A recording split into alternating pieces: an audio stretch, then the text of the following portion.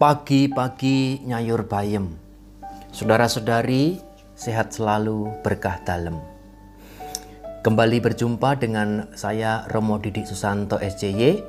Semoga saudara-saudariku tidak bosan untuk menyaksikan atau mendengarkan renungan-renungan yang sederhana bersama dengan kami di paroki atau di pastoran Pamulang ini. Saudara-saudari, semoga sehat selalu, penuh berkat dari Tuhan, optimis, penuh dengan semangat, dan saudara-saudariku yang sedang berduka, yang sedang sakit, yang harus masih berjuang untuk melawan COVID-19 ini, semoga tetap berpengharapan hanya kepada Tuhan dan Tuhan melimpahkan berkat. Kembali hari ini kita akan merenungkan sabda Tuhan dan mencoba untuk menggali inspirasi darinya. Saudara-saudariku yang dikasihi Tuhan, hari ini Rabu 28 Juli 2021, Pekan Biasa ke-17. Kita akan mendengarkan Injil Suci menurut Matius, bab 13 ayat 44 sampai dengan 46. Sekali peristiwa Yesus mengajar orang banyak. Hal kerajaan surga itu seumpama harta yang terpendam di ladang, yang ditemukan orang, lalu dipendamnya lagi. Karena sukacitanya, pergilah ia menjual seluruh miliknya, lalu membeli ladang itu. Demikian pula, hal kerajaan surga itu seumpama seorang pedagang yang mencari mutiara yang indah. Setelah ditemukannya mutiara yang sangat berharga, ia pun pergi menjual seluruh miliknya, lalu membeli mutiara itu. Demikianlah sabda Tuhan. Terpujilah Kristus. Saudara-saudariku yang dikasihi Tuhan, kita sudah mendengarkan Injil dalam Matius bab 13 44 sampai dengan 46 tadi. Di sana ada perumpamaan lagi.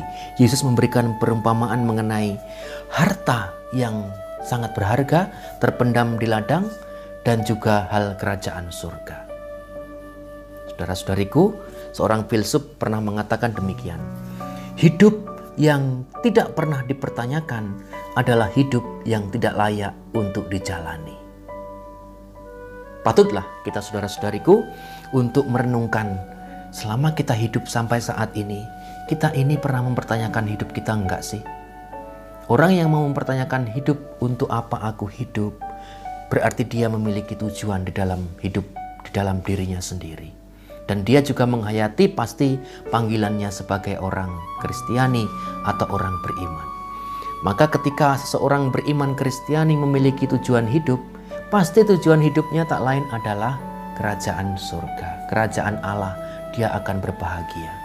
Maka hari ini kita diingatkan saudara-saudari, hal kerajaan surga itu sangat berharga, seperti harta yang terpendam di ladang. Bahkan seseorang itu yang menemukan, dia pulang lagi, balik lagi, menjual harta miliknya, membeli ladang itu. Berarti pertama, bahwa kita diajak untuk menyadari pertama-tama, apa sih tujuan hidupmu itu? Apa sih tujuan hidup kita itu? Apakah memang harta duniawi yang akan kita tumpuk? Atau memang kita akan sampai pada kerajaan surga nantinya? Kalau kita sudah memiliki tujuan hidup, pastilah kita juga akan mengarahkan diri kita, harta yang dipercayakan oleh Tuhan kepada kita untuk mencapai itu gitu loh. Kan petunjuk-petunjuk manapun juga mengarahkan itu. Apa yang Tuhan berikan, apa yang Tuhan titipkan, apa yang Tuhan percayakan kepadamu, itu adalah sarana bagimu untuk mencapai kerajaan surga. Bahkan secara ekstrim dalam Injil hari ini, menjual semuanya demi apa? Mendapatkan harta yang berharga ini, yaitu kerajaan surga. Nah, kerajaan surga ini bisa kita lihat dalam kaitannya dengan perikopa lain, yaitu mengenai sabda bahagia.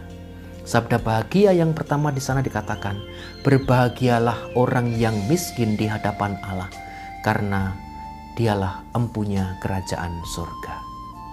Ternyata orang yang miskin di hadapan Allah, dialah yang akan memiliki kerajaan surga. Orang yang miskin di hadapan Allah itu, ya tentu kita semua. Karena di hadapan Allah tidak ada yang miskin, tidak ada yang kaya, sama. Tetapi realitanya ketika di dunia ini memang ada yang hidupnya miskin secara finansial, ada yang sedang-sedang, ada yang berkecukupan, ada bahkan yang melimpah.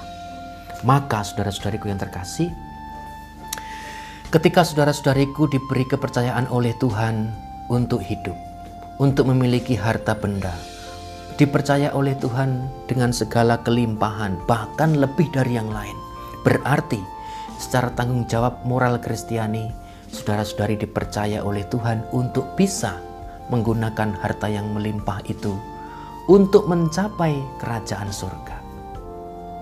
Jangan sampai titipan yang Tuhan percayakan itu membuat diri kita malah lupa. Justru membuat diri kita malah jauh dari Allah.